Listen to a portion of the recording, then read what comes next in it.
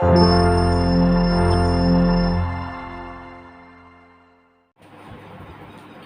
बच्चों, मैं आप सभी का एक बार के5 ट्यूटोरियल क्लासेस में बहुत बहुत स्वागत करता हूं। तो आज देखते हैं कि बच्चों के लिए आज नया क्या है। तो आज जो हम पढ़ रहे हैं, आज पढ़ रहे हैं depression freezing point. Depression freezing point जो कि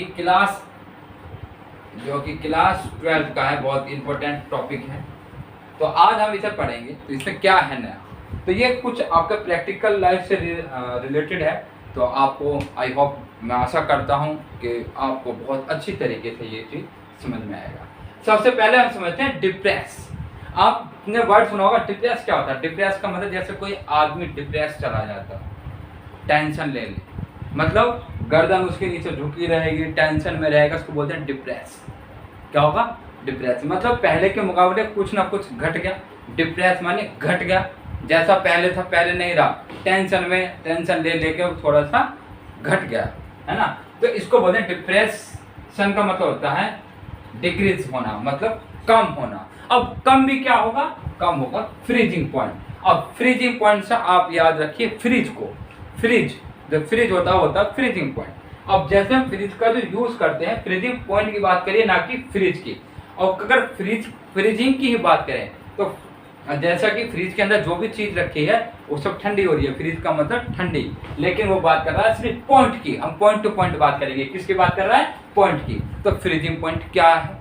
फ्रीजिंग पॉइंट जो भी है वो हम अभी थोड़ी देर में आपको बताएंगे। लेकिन उससे पहले हम ये समझ लेते हैं कि इसको डेल्टा टी एफ से रिप्रेजेंट करते हैं। ये जो डेल्टा होता है, डेल्टा का यूज वहां होता है जहां किसी चीज का अंतर हो। क्या हो? अंतर हो। जैसे मेरे में और किसी और में कुछ ना कुछ अंतर है, तो उस अंतर के लिए हम डेल्टा का यूज करते हैं। और टी एफ का मतलब क्या हुआ? टेम्परेचर किसका? फ्रीजिंग पॉइंट का। घटा, कितना घटा, वो चीज हम इसमें पढ़ेंगे। अब जैसा कि आप देखते हैं कि वाटर, क्या लिखा? वाटर 0 डिग्री सेंटीग्रेड पे उसका टेम्परेचर कितना होता है?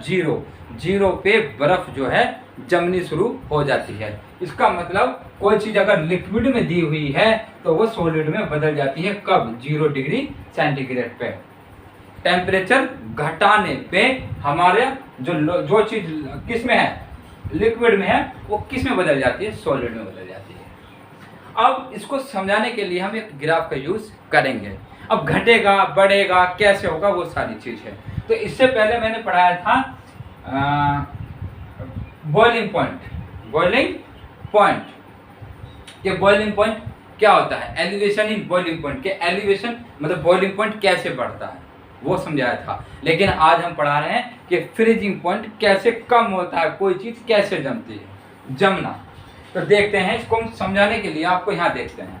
समझाने के लिए हम यहाँ देखें तो हम इसका एक ग्राफ बनाते हैं। क्या बनाते हैं? इसका एक ग्राफ बनाते हैं जो कि आपको अच्छी तरीके से समझ में आएगा। अब ग्राफ के लिए हमने एक लाइन ड्रॉ करी। तो इसको अगर मैं एक्स एक्सिस बोल दूं और इसको मैं वाई एक्सिस बोल दूं तो कोई प्रॉब्लम नहीं है। इस वाली लाइन को मैं बोल रहा हूँ वेपर प्रेशर। सारे बच्चे ध्यान से देखें और वीडियो को शेयर करते रहें, लाइक करते रहें, ताकि हर एक बच्चे को इसका फायदा मिल सके, ठीक है, और थोड़ा सा हमें भी मिल सके। तो वेपर प्रेशर और टेम्परेचर, क्या बात कर रहे हैं? टेम्परेचर। तो टेम्परेचर की लाइन ये हो गई और वेपर प्रेशर की बात ये हो गई। अब वेपर प्रेशर ये है। अब ये बात सुने, जब बॉइलिंग पॉइंट बढ़ाया था तो बॉइलिंग पॉइंट क्या था कि टेम्परेचर बढ़ाने से वेपर प्रेशर बढ़ेगी, और वेपर प्रेशर बढ़ेगी तो बॉइलिंग पॉइंट कम होगा। ये चीज हमने पहले बताया था कि अगर बॉइलिंग पॉइंट किसी चीज का बढ़ रहा है, अगर बॉइलिंग पॉइंट किसी चीज का बढ़ेगा तो उसकी वेपर प्रेशर कम होगी। अगर बॉइलिंग पॉइंट बढ़ेगा, वेपर प्रेशर कम होगी। अब हम यहाँ बॉइलिंग पॉइंट नहीं पढ़ रहे, हम यहाँ पढ़ रहे हैं डिप्रेशन फ्रीजिंग पॉइंट। अब बात करते हैं डिप्रेशन फ्रीजिंग पॉइंट। मान के चलिए कोई सॉल्यूशन है, ये एक सॉल्यूशन की लाइन होगी, सिंपल एक सॉल्यूशन की लाइन है। तो ये प्योर सॉल्वेंट है, ये क्या है? Pure solvent. ये प्योर सॉल्वेंट की लाइन है। अब क्या हुआ? ये क्या काम करेगा?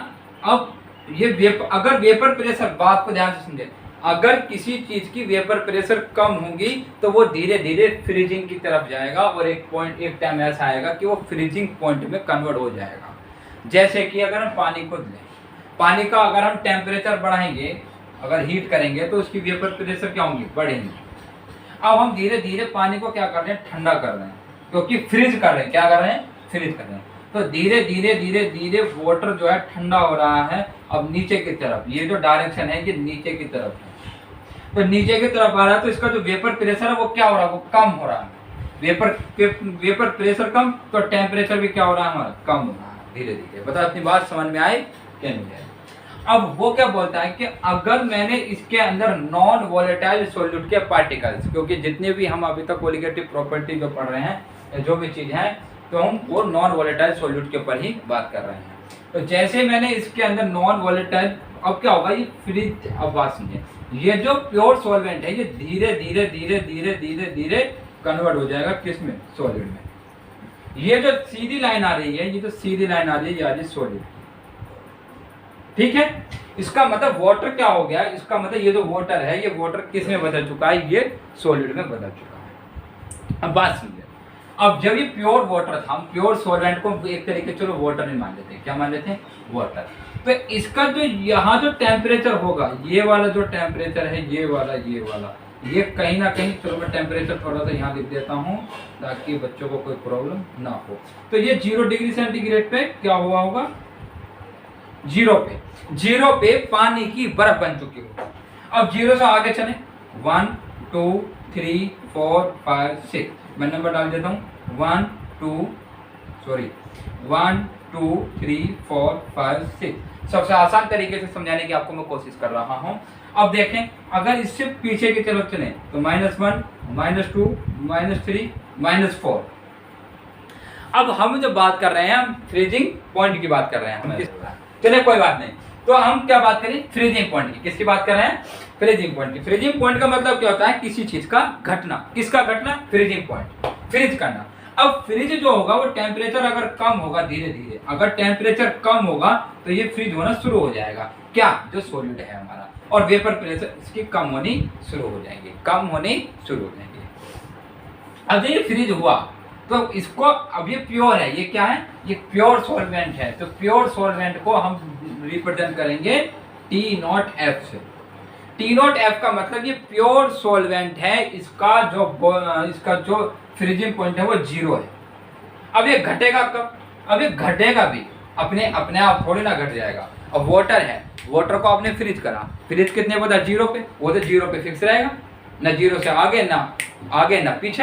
अब ये घटेगा कैसे, अब ये घटेगा कैसे, यही तो पढ़ना है, freezing depression in freezing point. अब ये घटेगा कैसे, ये घटेगा जब हम इसके अंदर नॉन वोलेटाइल सॉल्यूट के पार्टिकल्स गिरेंगे। अब जैसे मैंने इस प्योर सॉल्वेंट के अंदर नॉन वोलेटाइल सॉल्यूट के पार्टिकल्स गिरे तो ये वेपर प्रेशर और कम हो गया, और कम हो गया तो लाइन हमारी ये आ गई यहाँ। अब ये वेपर प्रेशर कम हुआ। अब आपने देखा होगा, जैसे आपने दूध लिया और दूध को फ्रीज करा, सपोज दैट आपका जो दूध, में मान के चल रहा हूँ कि वो 0 पे फ्रीज हो जाता है हमारा दूध, में मान के चल रहा हूँ, 0 पे तो पानी होगा, लेकिन मैं मान के चल रहा हूँ आपके लिए कि मान के चलिए हमने एक कटोरी में दूध लिया, दूध को हमने फ्रिज में रख दिया, फ्रीजर में, तो 0 डिग्री सेंटीग्रेड जैसे हुआ तो वो प्योर सॉल्वेंट जो दूध था वो सॉलिड में बदल चुका होगा, ये सॉलिड में बदल चुका होगा। तो ये कितना, 0। अब अगर मुझे इसका फ्रीजिंग पॉइंट बढ़ाना है तो मैं इसमें नॉन वोलेटाइल सॉल्यूट के पार्टिकल्स गिरूँ। अब जैसे कि नॉन वोलेटाइल सॉल्यूट के पार्टिकल्स क्या है, जैसे कि मैंने इसमें थोड़ी सी चीनी गिर दी, क्या गिर दी, चीनी गिर दी, बादाम गिर दी, अखरोट गिर दी, किशमिश गिर दी, अंजीर, मतलब ऐसा मटेरियल गिर दिया जिससे मैं आइसक्रीम जमा रहा हूँ। क्या जमा रहा हूँ, आइसक्रीम। अब मैंने उस कटोरी के अंदर आइसक्रीम रख दी। अब जब मैं आइसक्रीम रखूंगा और वो जब जमेगी तो वो 0 पे नहीं होगी, उसका फ्रीजिंग पॉइंट घट चुका होगा। फ्रीजिंग पॉइंट कहाँ हो गया होगा, अब जैसे मैंने नॉन वोलेटाइल सॉल्यूट के पार्टिकल्स इसके अंदर गिरे तो ये मेरा यहाँ घट गया। अब मान के चल रहे मेरा यहाँ इस पॉइंट पे वो फ्रीज हुआ। पहले कितने पे हो रहा था, 0 पे, अब कितने पे हो रहा है, -3 पे। अब कितने पे हो रहा है, -3 पे। तो ये हुआ डिप्रेशन इन फ्रीजिंग पॉइंट। अगर मैं इसको T0F बोल रहा हूं तो इस वाले को मैं TF बोलूंगा। अंतर आ चुका है, इसमें अंतर आ चुका है। और दूसरी बात, अगर मैं बात करूं कि इसमें वैल्यू किसकी बड़ी होगी, अगर इसमें वैल्यू किसकी बड़ी होगी, तो अब हम देखें तो टी नॉट एफ की वैल्यू इसमें हमेशा बड़ी होगी टी एफ से।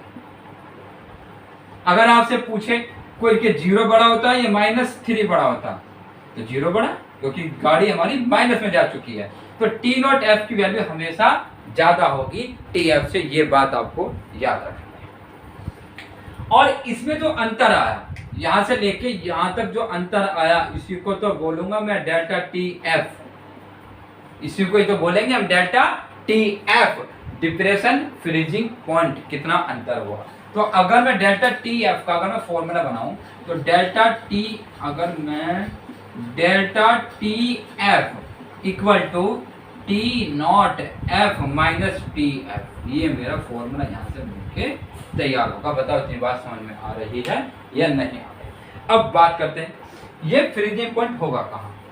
अब जहाँ पे जैसे ये चीज प्योर है और ये सॉलिड है, तो इस पॉइंट पे, इस पॉइंट से पहले की बात करें तो ये कैसा है, प्योर सॉल्वेंट है, मतलब लिक्विड में है, और यहां से नीचे जैसे जाएगा तो इस सॉलिड में बदलना शुरू हो जाएगा। तो इसी ही पॉइंट को बोलेंगे फ्रीजिंग पॉइंट, जिस पॉइंट पे वो जमना शुरू हो जाएगा। वही काम हम यहाँ करेंगे, इस पॉइंट को बोलेंगे फ्रीजिंग पॉइंट। अब ये जो फ्रीजिंग पॉइंट है, ये जो फ्रीजिंग पॉइंट है, मतलब डेल्टा टी नॉट एफ, ये प्योर सॉल्वेंट का है, प्योर सॉल्वेंट का है, प्योर सॉल्वेंट का है, जब तक हमने उसके अंदर कोई चीज मिक्स नहीं की थी। लेकिन जैसे ही नॉन वोलेटाइल सॉल्यूट के पार्टिकल्स इसमें मैंने मिलाए तो ये सॉल्यूशन बन गया। क्या बन गया, ये सॉल्यूशन बन गया। तो इसका मतलब डेल्टा टी एफ जो है वो सॉल्यूशन का फ्रीजिंग पॉइंट है, और टी नॉट एफ जो है प्योर का है। बताओ इतनी बात समझ में आई क्या नहीं आई। पहले तो हमें सबसे पहले ये चीज पता होना चाहिए कि कौन सी चीज क्या है। अब बात करते हैं, देखिए at freezing point of a solvent, ये जो सॉल्वेंट की लाइन है, इसकी सॉल्वेंट की, किसकी, प्योर की, liquid and solid state will have same vapour pressure. इस कंडीशन पे दोनों का वेपर प्रेशर सेम होगा। अगर देखा जाए, अगर मैं प्योर सॉल्वेंट की बात करूं तो प्योर सॉल्वेंट इस पॉइंट से नीचे की तरफ जो है जमना शुरू हो जाता है, मतलब फ्रीजिंग पॉइंट शुरू हो जाता है। तो अगर इस पॉइंट पे बात करें तो इसका भी वेपर प्रेशर वही होगा और इसका भी वेपर प्रेशर सेम होगा, दोनों का वेपर प्रेशर यहाँ सेम होगा। वो यही कह रहा है, liquid and solid state will have same vapour pressure, उसका जो वेपर प्रेशर है वो सेम होगा। It is the temperature at which the vapor pressure liquid state become equal to the vapor pressure of solid state। इसको हम इस तरीके से लिख सकते हैं। अगर मैं यहाँ बात करूं कि मैं लिख सकता हूं कि vapour pressure of solvent equal to vapour pressure of solution, दोनों का जो वेपर प्रेशर होगा वो बराबर होगा किस पॉइंट पे, इस पॉइंट पे। अगर इस पॉइंट पे सॉल्यूशन की बात करी जाए तो सॉल्यूशन का इस पॉइंट पे बराबर होगा, तो इस पे वेपर प्रेशर हमारा बराबर होगा। आगे यहाँ की बात करते हैं थोड़ा सा। यहाँ देखिए ये कह रहा है freezing point of a liquid is defined as the temperature at which it is the equilibrium which it is solid state. अब ये जो होता है, ये क्या होता है, फ्रीजिंग पॉइंट क्या होता है, इक्विलिब्रियम कंडीशन पे होता है। अब क्या है, हम क्या काम करते हैं, जो लिक्विड है, लिक्विड का सॉलिड बना देंगे और सॉलिड का हम लिक्विड बना देंगे फ्रीजिंग पॉइंट पे। ये काम हम कर सकते हैं। तो ये ग्राफ आपको अच्छी तरीके से समझ में आ चुका होगा कि इसमें जो है डेल्टा टी एफ क्या है, डेल्टा टी एफ है सॉल्यूशन का, टी नॉट एफ है प्योर का, दोनों का अंतर vapour pressure of solvent, vapour pressure of solution, दोनों हमारे बराबर होंगे। तो इस पे हाथ से हमारे सवाल बनते हैं, बाकी आगे की बात हम अभी और बताते हैं, इसमें देखते हैं। तो देखिए बच्चों, अब ये जो डिप्रेशन फ्रीजिंग पॉइंट है, इसको हम रिप्रेजेंट करते हैं डेल्टा टी एफ से, और delta T F inversely proportional होता है छोटे एम के, जिसको बोलते हैं हम molality of solution, molality of solution. तो यहाँ से देखें तो delta T F equal to, मैं इसे यहाँ से हटा के मैं यहाँ रख देता हूँ के एफ, के एफ इंटू छोटा एम। एक फॉर्मूला तो ये बना हमारा।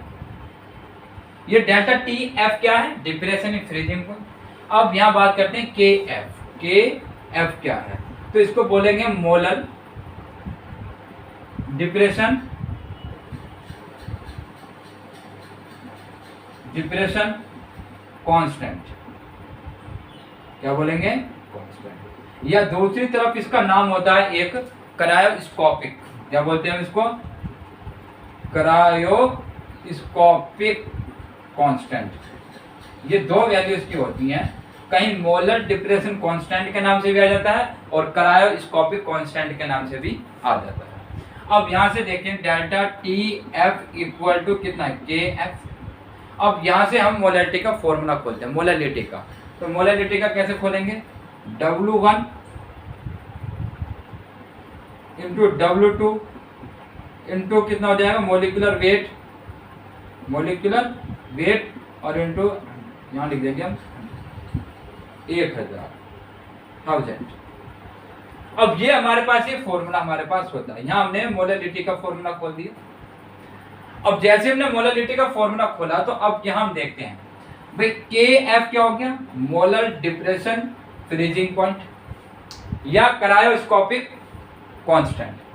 W1 क्या है, अगर मैं W1 की बात करूं तो W1 होता है मेरा सोल्यूट के पार्टिकल्स। किसके होते हैं, सोल्यूट के पार्टिकल्स। सोल्यूट